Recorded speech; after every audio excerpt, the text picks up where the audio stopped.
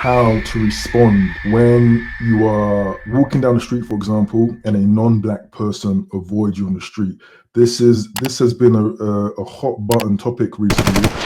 I've spoken about this in various videos, various shorts, and I've often scoffed at the men that put too much attention into it, right? Because I just think that you're prioritizing something that is out of your control, first of all.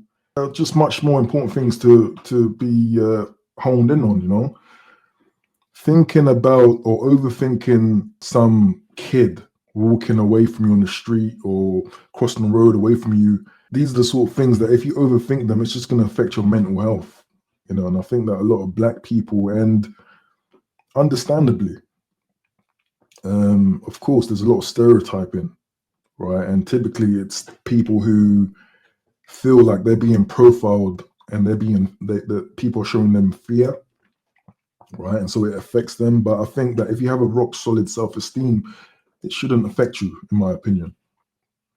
But I know it's easier said than done. I know just saying forget about it, it doesn't solve or query the issue. I think for me, something that I've deemed spiritual self-refinement is very important. And this is basically the way you see the world, the way you see yourself, not succumbing to low self-esteem, envious behaviors, just basically correcting characteristics, right? That things that we are in control of, because these negative mentalities might just lead into, negative things such as lethargy, right? Laziness or entitlement even. I think that first of all, it's good that people are aware of these dynamics, right? Because it's one thing to be totally oblivious to these so-called microaggressions, right? So it's good that people have the sensitivity and awareness, the street smarts, to pick up on when someone is doing something negative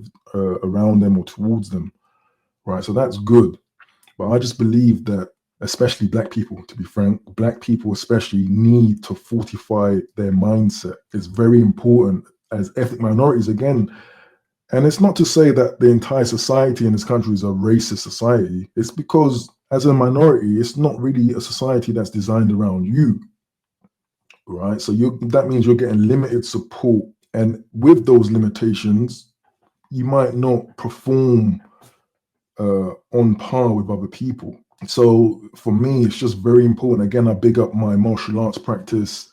I think it helped me a lot in fortifying my mind, focusing on the things that I can control. At the end of the day, you can't control what strangers do. Now, I understand how people feel in this situation. Like, everyone around them hates them, everyone's racist around them. Because, for example, as an ethnic minority, just say black people in Britain are about 4%. Let's just say 10% of all white British people were racist. That's over double the demography of black British people, right? So it can be, even in that minority, it feels overwhelming, right, to experience things like that. It makes you think or feel like everyone acts like that, everyone thinks a certain way. But again, it's about correcting the mindset, the mentality, fortifying the mind, strengthening the mind. But most importantly, understanding that, again, you can't control what stupid people do. And it's very important. Result of overthinking, overanalyzing, tracking all these so-called microaggressions is just going to leave you mentally impaired, right? You're going to be thinking about so much in your head. And I can see it in a lot of people in the real world. They're just over-analyzing things, overthinking things, and it drives a lot of people insane. With this, just prioritize what is important. What some stranger thinks about you on the street is not important. They are not in your circle. They are not in your family. They have no relations. I can't control a far-right skinhead, and I'm not going to try to even change their point of view. They are entitled, as far as I'm concerned, to their point of view, right? There's nothing I can do to change how these people think. So I just think these are the sort of things that a lot of black people need to think about and need to train every day, deal with every day, to strengthen the mindset. Because if you're thinking so much about someone crossing the road or assuming that you're a thug or a criminal, there is a level of neediness, in my opinion. There's a level of wanting some sort of appeasement or appreciation from a stranger. that doesn't know you, and it goes into something that is, it might result in something weird. And what I mean by that is, okay, so now a white person who is about to cross you on the road, just to prove that they're not racist, they might just unnaturally try to get close to you, try to smile at you, try to make sure, that you can see that they're not racist.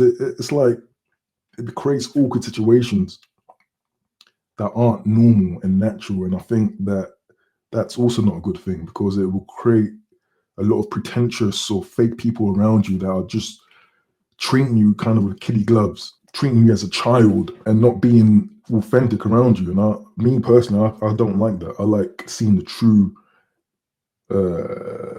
personality, the true self in a person. Life is harsh. Most of us know life is harsh, especially when in the economic kind of climate that we might be in today. It's harsh. So that might affect how people look, how people are highly strung. People might be more irritable as you walk by them. It's not always going to be, it might not always be because you're black. And I know that's like a cliche now, but that's the truth. No, these days I see fear as a sign of respect. If someone decided to cross the road as I walked up to them, I'm in my head, I'm thinking that was probably the right thing to do. You know what I mean? And for a woman especially, I don't fault women for wanting safety, security. Weaker guys, I don't fault them for wanting safety and security, just to be sure. And there's another element as well that a lot of people take offense to. Okay, and I'm gonna just say it, but I know a lot of people don't like it, but unfortunately, if you dress a certain way, if you have a certain aesthetic, people are gonna prejudge you. And we all know it's not right, it's not fair, it's not good, it's not moral. At the end of the day, this is the world we live in. People are gonna prejudge you, and I know this is a real soft spot for a lot of black people. I did a video a few weeks ago about hairstyles, and I made this video repetitively just to hit the nerve, because I know a lot of black people don't like to be told these things. Don't tell me how I should look however I want. Cool, I agree, but don't then moan when your look results in a certain reaction. Again, it's not good, it's not right, but that's just the reality, right? Most people are fallible, weak, cowardly. Most people don't want to take the chance with their life. Yeah, when it comes to people who want to avoid you on the street, I just think that we need to, and I know it's not easy, but we need to psychologically